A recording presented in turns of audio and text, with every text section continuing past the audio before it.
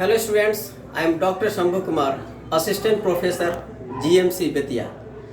Today we will discuss a very important and interesting topic, that is anti-tubercular drugs, that is ATT. As we know, tuberculosis is the chronic granulomatous disease and it is a major health problem in developing countries. About 1/3 of the world's population is infected with Mycobacterium tuberculosis.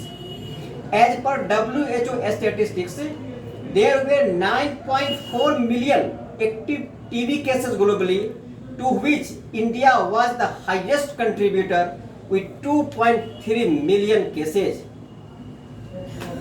The revised National Tuberculosis Control Program was launched in 1997 for the control of tuberculosis. But in 2020, the revised National Tuberculosis Control Program, renamed by the central government as NTEP, that is National Tuberculosis Elimination Program. There are many symptoms of tuberculosis. So the symptoms of tuberculosis are the chronic cough. The cough may extend more than 3 weeks. It may be associated with the blood. The sputum may be tinged with blood. So hemoptysis may occur. After that, there is fever. The fever may be in evening rise. There is fatigue, chest pain on inspiration, loss of appetite, malaise, night sweating is a very important feature, shortness of breath, swelling lymph nodes. The lymph nodes may be enlarged in axillary area and inguinal area as well as cervical areas, and unintentional weight loss. So these are the symptoms of tuberculosis. Although there are many symptoms and many symptoms may be hidden for a long period. So the many patients comes in the outdoor and they are identified randomly. There are so many investigations which are available for the treatment and investigation of tuberculosis. These investigations are the X-ray. For the pulmonary tuberculosis, chest X-ray is done and is the very important investigation. Especially in chest X-ray, we see the right upper lobe that having the caseation and necrotic lesions. After that, CT scan. So these are the specific radiological findings. After that, sputum examination for AP, that is acid fast bacilli. After that, MT test, that is a type of skin test, and some hematological tests are also done, in which CBC and ESR done. ESR, that is erythrocytic sedimentation rate. These are especially increased in case of tuberculosis. After that, the very important, that is NAT. NAT for TB are the heterogeneous group of tests that use either polymerase chain reaction or transcription mediated amplification or other forms of nucleic acid amplification methods. These are used for detection of mycobacterial nucleic acid. That is the very latest important test that can diagnose the Mycobacterium tuberculosis. So these are the investigations. After that, we will discuss about the drugs which are used for the treatment of tuberculosis. These drugs are classified as the first line drug and second line drug. The first line drugs contains the isoniazid, rifampicin, pyrazinamide, ethambutol, and streptomycin. Similarly, the second line drugs, it contains the fluoroquinolones. These fluoroquinolones are ofloxacin, levofloxacin, moxifloxacin, and ciprofloxacin. There are some injectable drugs which are very important that are used in the treatment of tuberculosis are amikacin, kanamycin, capreomycin, and streptomycin also. After that, some oral drugs that are the second line drugs are also ethionamide, prothionamide, cycloserine, terizidone, para-aminosalicylic acid, that is PAS, rifabutin, thiacetazone, clarithromycin, clofazimine, linozolid, amoxicillin clavulinate, and imipenem cilastatin. So these are the first line and second line drugs. Each classes of drugs has their own drawbacks and own beauty. The first line drugs, these drugs have high anti-tubercular efficacy as well as low toxicity. They are used routinely. The second line drugs, these drugs have either low anti-tubercular efficacy or higher toxicity or both, and are used as reserve drugs. Here we see that there is also an alternative group of anti-tubercular drugs. Alternative grouping like the first line oral anti-TB drugs like isoniazid, rifampin, pyrazinamide, ethambutol.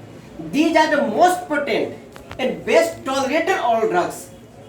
After that, the group B. In group B, we can see here these are the injectable drugs. These are the potent and bactericidal, but they are injectable drugs. Group 3, it includes flocculants, which are well tolerated bactericidal oral drugs. All patients with drug resistant tuberculosis should receive 1 fluoroquinolone. Group 4 are less effective bacteriostatic, more toxic oral drugs for resistant tuberculosis. And group 5 are drugs with uncertain efficacy, not recommended for MDR-TB, may be used in extensively resistant TB, that is XDR-TB. So here we see that anti-tubercular drugs are classified. Now we want to know about the isoniazid. Isoniazid, the very important drug. It is an excellent anti-tubercular drug and an essential component of all anti-tubercular regimens. Unless the patient is not able to tolerate it or Bacilli are resistant. It is primarily bactericidal. It is a very important thing that must be known and must be remembered, that it is primarily tuberculocidal. The first multiplying organisms are rapidly killed, but quiescent ones are only inhibited. It acts on extracellular as well as on intracellular tubercle bacilli and is equally active in acidic and in alkaline medium. It is one of the cheapest anti-tubercular drug. Now discuss about the mechanism of action of isoniazid. The primary mechanism of action of isoniazid is inhibition of synthesis of mycolic acid, which are unique fatty acid components of mycobacterial cell wall. So this may explain the high selectivity of isoniazid for mycobacteria. The lipid content of mycobacteria exposed to isoniazid and is reduced. The very important thing is that there are two genes, that is INHA and CASA, which function in mycolic acid synthesis are the target of isoniazid action. After that, we discuss about the pharmacokinetics of isoniazid. Isoniazid is completely absorbed orally and penetrates all body tissue, tubercular cavities, placenta and meninges. It extensively metabolized in liver. Most important pathway being N-acetylation by NAT2.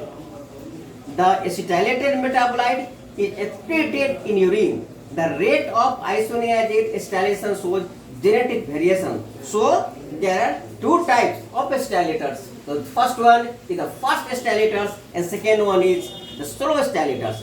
The 30 to 40% of Indians are fast acetylators and The half-life of isoniazid is 1 hour in case of fast stimulators, and the half-life of isoniazid 3 hours in case of slow stimulators, and 60 to 70% of Indians are slow stimulators. Now, the drug interaction of isoniazid. Aluminum hydroxide inhibits isoniazid absorption. It also retards phenytoin, carbamazepine, diazepam, theophylline, and warfarin metabolism. Now, the dosage. The dose of all the first-line drugs are already shown here. The isoniazid has 5 mg per kg body weight dose. Rifampin has 10 mg per kg body weight, and pyrazinamide has 25 mg per kg body weight. Streptomycin has 15 mg per kg body weight. These are the average body weight. So these drugs are given according to the need and body weight of the patient. The very important thing is the adverse effect that is associated with isoniazid. That is peripheral neuritis and a variety of neurological manifestations like paresthesia, numbness, mental disturbance, and rarely convulsions also occur due to administration of isoniazid. Also, the very important thing is the hepatitis. It is the major adverse effect of isoniazid, but it is rare in children, but more common in older people and in alcoholics. Isoniazid hepatotoxicity is due to dose-related damage to liver cells. Pyridoxine is given prophylactically, that is 10 mg per day. It prevents the neurotoxicity even with higher dosage. And prophylactic pyridoxine must be given to diabetics, chronic alcoholics, malnourished, pregnant, lactating, and HIV infected patients. But isoniazid neurotoxicity is treated by pyridoxine 100 mg per day. So here we see that what are the beauty of isoniazid. In next class we will discuss about the rifampicin, the dosage of rifampicin, the treatment of other types of tuberculosis, in which we will discuss about the multi-drug resistant tuberculosis and XMDR, that is extensively multi-drug resistant tuberculosis. So students, now it's enough for today. We will meet in next class. Thank you.